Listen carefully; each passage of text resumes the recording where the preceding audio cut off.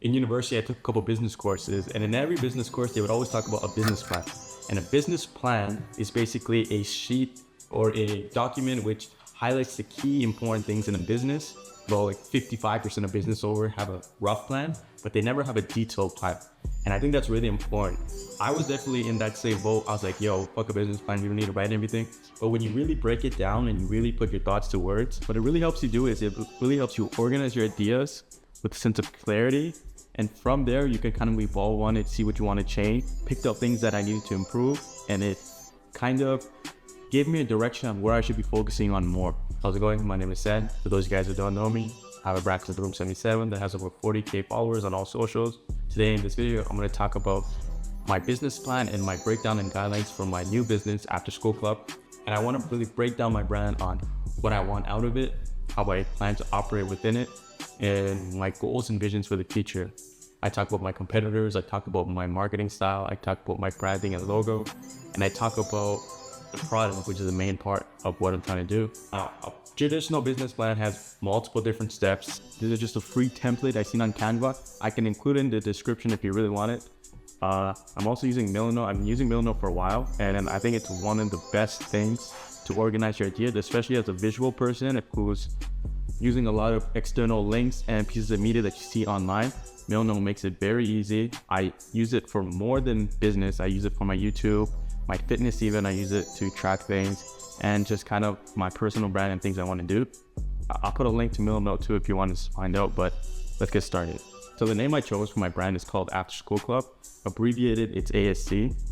And the main thing I want to focus on is, personally, as a creative person who is interested in business and marketing, I want this to be kind of my playground and kind of my testing lab in kind of proving myself and trying new things when it comes to business and marketing. It's kind of my, what do you call it? What's that word called? Like your best work or something, or your playground. I don't know, but it's that. And that's what I view After School Club as. I do a lot of things. I do videography, photo, and I love learning and doing more new and creative things. And I feel like this is it's kind of like an outlet for me to be able to do that. Now, at the core of the business, what I want After School Club to be is, one, to create hats. Like I said, I love hats, and I want an outlet to actually make them and sell them, to run events, workshops, clubs, runs, activities, and to promote and exhibit curiosity and creativity. I think that's one of the main things that I really, when I first started, wanted to exhibit. I feel like as a creative person and who enjoys seeing creative things, and as a naturally extremely curious person, I feel like I am, I think like this is like the perfect external outlet for me. And I'm really kind of creating the things that I want to see in the world, or I want to be part of, if that makes sense. And so my executive summary, the company mission is to create hats, run events, and promote and exhibit creativity and curiosity through their branding and through their socials. The vision is basically to become a brand known for hats in Toronto. Now, I've done a lot of research on hat brands, and there are a lot, which I'll get into later in the video, but there's not really things known for that in Toronto where I am. And I feel like there's a big market for that where I can grasp. And it's exciting that there's a market and something I can go towards. I can describe my personal mission is to develop my skills as a creative and business strategist, and to build my marketing director portfolio. Like I said, thinking in the future, maybe having a successful business like After School Club, where I can build it up to a certain point where I'm proud of, with a lot of followers, a lot of engagement, and I build my marketing toolkit, and I can have something in my portfolio that reflects my abilities as it was documented, and kind of just show what I'm capable of, which may open different opportunities for me in the future. And at the end of the day, this shit is exciting and fun for me. I wouldn't be doing this if I wasn't having fun. Now my vision, this is more of my personal goals, but I always wanted a studio, and I feel like this eventually can get me to that. As someone who likes to do a lot of different things, I don't want it to be my whole thing. And what I actually want After School Club to be, something or a conduit that allows me to have new opportunities and networkings where I can learn and discover new things from the financial and time freedom that I'm given. Now, organization, right now it's just me, but I want to talk about this because I feel like this is a big thing I've learned in my previous brand. It's about building a team. What I want to really focus on, learning from my other brand, Room 77, 80% of Room 77's customers are international. There's only about like 20% is Canadian. It's really more scaled to more, I would say, like if there's a scale of e-commerce versus community, it's more to the e-commerce side. It's really heavy on logistics and scale, and we really pushed out and have an efficient process and where we're able to handle that kind of business order. So for After School Club, what I want to do is I want to be heavy on collaboration and kind of community and local events. And when it comes to that, I want to be very particular about who works for the team. Now, I know when people start off, they're always like, when they start a business, and I was like that too. It's like, I don't want to give any kind of ownership. Brand is 100% mine. I own it. I'm the founder. But I think what you realize is as you grow and as you do the work is that you can't do everything yourself. Giving up equity is actually a really smart move to have other people invested and to have other people share your goals with. As a business owner and hiring other people to work on your team, you can't expect other people to come work as hard as you if they don't see your vision and they're not, and you don't feel like they're part of what you're trying to build. Now, I feel like my goal and my vision is that I can create a well thought out team full of creatives who actually see the vision and have their own goals, but understand what we're trying to build at ASC and are very specialized and good at what they do, in which we can all grow together. I feel like there were a lot of creative people and like-minded people like me out there, and it's just the problem of finding them and helping them join my cause. But just you have to do it right, you have to do it skillfully. In my future, 10 years down the line, if this is huge, I don't care if I own 100% or 5%. As long as I'm known and I have a working role within it, I'll be happy. And I think that gives you a unique advantage in how we can move forward and collaborate with other people in the future. Next, going on to name and branding. I feel like I spent a lot of time talking about and working on this, when in reality it doesn't really matter that much, but the name First After School Club, I can't really explain where I got it from, but I feel like it's a very contradictory name to what it is, or it's like a brand name that's like not related to the brand at all. Like a lot of marketing agencies and creative agencies have that, like 24/7 laundry, morning coffee, stuff like that. It's just, I guess it's just a random creative name that's like, I like that it abbreviates nice. After School Club to ASC, which is very transferable to different pieces of marketing media. And the name After School Club, it had a sense of nostalgia to it. And I feel like it kind of fits with what I'm trying to prove in the brand, or what I'm trying to pursue in the brand. Because if you think about it, like After School Club, after school, you're done with school, you're done with what you have to do, and then you just do whatever you want. It's kind of like, it highlights the creative freedom and the curiosity that do whatever. So I think it kind of emphasizes the loose and playful theme of the brand, which I think is a good fit for the name. Now the logo, I like to say it's a skull, a confused skull. The skull does look kind of depressed in some way, but I liked it, and that's what I think I'm gonna keep it. It kind of like contradicts the thing of the brand, leaning into like mystery, and like I think it makes it interesting. I think it's an interesting logo with text, and that's why I want to run with it. The skull and the naming, I like how that looks. I also like how the abbreviation looks with ASC. My main concern at the moment though is black and white does look good, but I feel like I need to add a pop of color so it resonates with the freedom and creativity vibe of the brand. In terms of fonts, I picked these two fonts. I feel like the CS Bison has a new like millennial type font look, and the ASC is a font called Lock Puzzle. It's very bold, and I feel like the boldness kind of resonates with the brand, which I like. So that's that. These are just some graphics I made, kind of showing the vibe, kind of showing what I could do with the different fonts. So this is the Milano I made. Like I said, Milano is really cool. You can connect things. You can kind of compare things easily. It's very easy to move around. You can add stuff. This is how I made the logo. It's really just all the letters moved together. And the cool thing about Milano is I just screen recorded it and I dragged it on and it uploaded the thing perfectly. And then as you see, we move everything back. I know it's kind of lazy with logo design, but I don't know, I like it, and it's kind of a piece of marketing and a piece of authenticity that I feel like I really want to keep with the brand. But you never know, we might change it later. Here's some color schemes I made. I still need to figure it out. I do like colors. I definitely like these muted. I like these nice maroons and these dark greens and these navies, but we'll have to see which direction we go, but I definitely want to include a pop of color in the products and the branding itself. So the main thing I want to sell is hats. My original idea when I started this whole thing was hats. I feel like I mentioned before, there's not a big market of hats, specifically hat brands in Canada. I'm going to go into my competitors later and the things I've seen. I feel like it's a really important point. But let's go into marketing.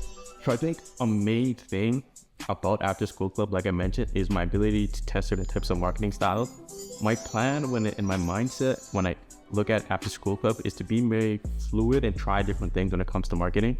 I feel like as long as it fits with the brand vision and style, the quality of the production can vary, and I'm not going to be stuck on, oh, it's going to mess up the reel, it's going to mess up the aesthetic of the brand or the Instagram feed.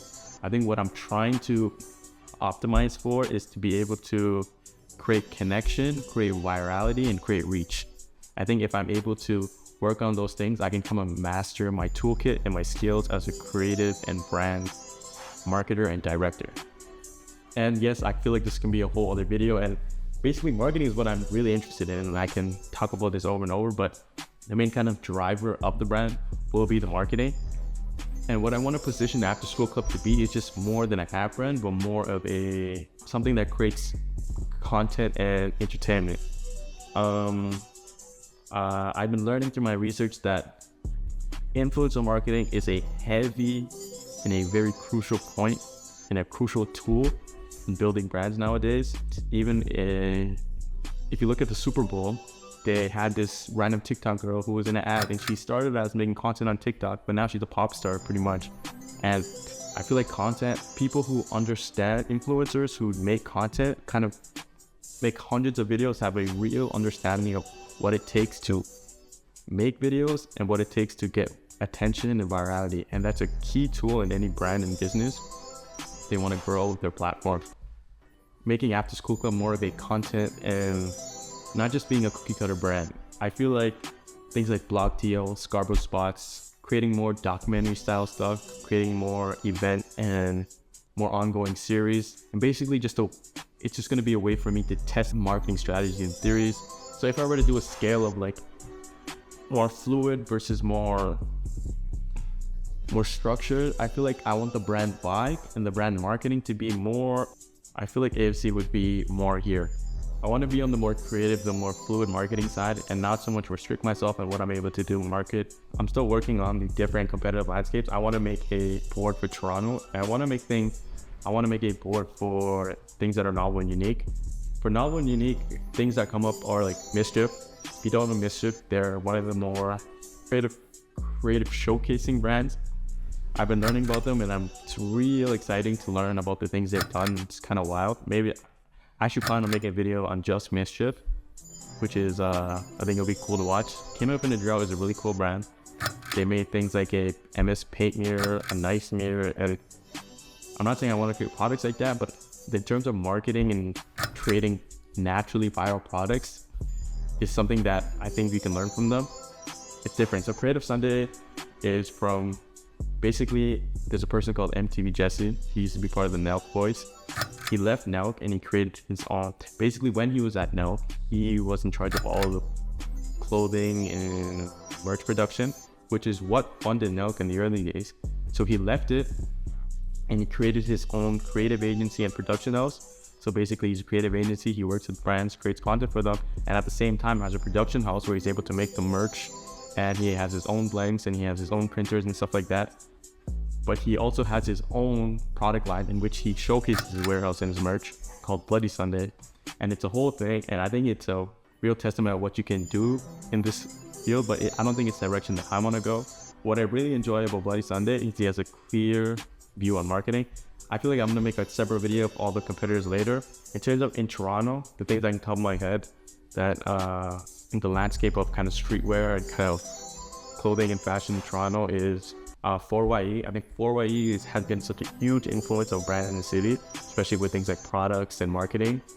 4YE, St. Alexander. I don't know much about it. I've been doing research about it. I know it's a friend of a friend. They have really solid marketing and have a real clear brand identity, and they're really smart in how they utilize things like influencers and creating that viral kind of media, which is really important.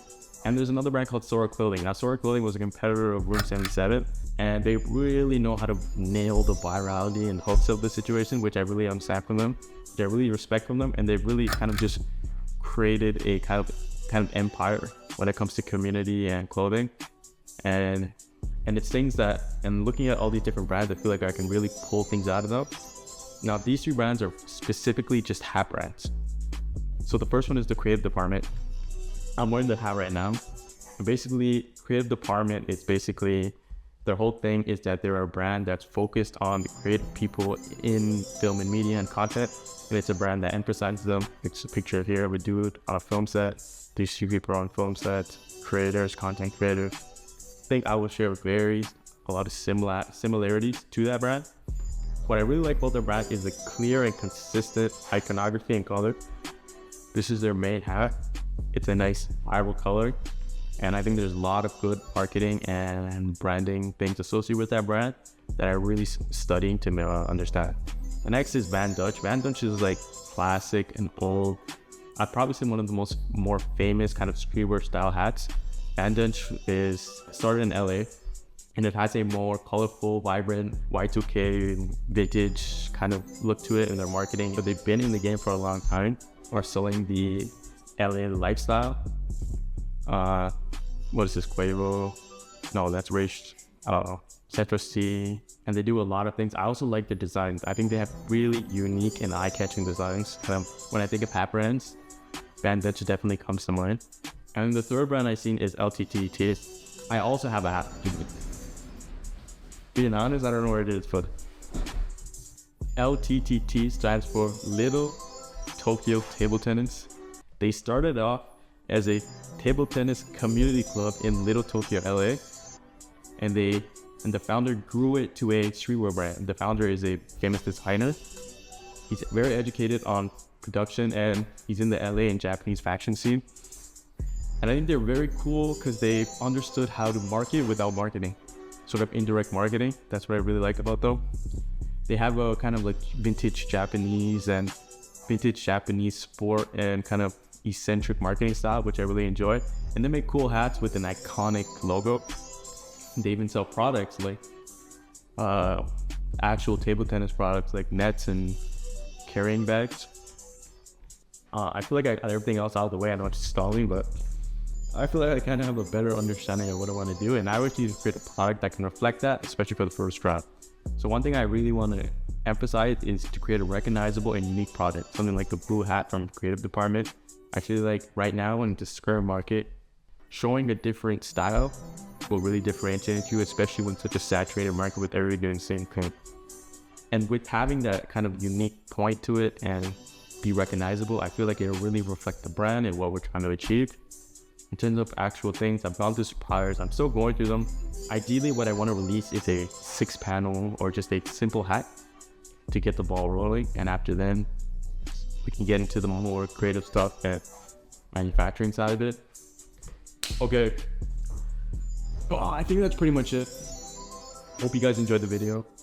If you want to keep up with the journey of rebuilding this brand and kind of more marketing and branding strategies, make sure to subscribe. A lot of people who watch the video aren't subscribed, so if you could do that, that'd be great.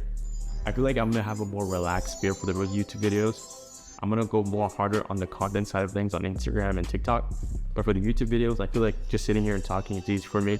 And if you really want to learn, I feel like I do edit my videos. I'm not saying I don't edit it, but if you really want to learn, I feel like I do give value in here. If I don't, let me know. Tell me to shut up in the comments and I will. Thanks for watching. Follow After School Club. I actually made an Instagram, so I'll link it in the account. So if you want to be one of the first followers, and I'll follow you back if you do, go follow me in the description. What else? Oh, cool. I seen this quote on Facebook and it says, until death, every defeat is psychological. Just keep working and realize that it's not that serious. Even if you fail at something, you'll learn from it. Just keep going. If you stay up, if you keep your head above the water, you'll float.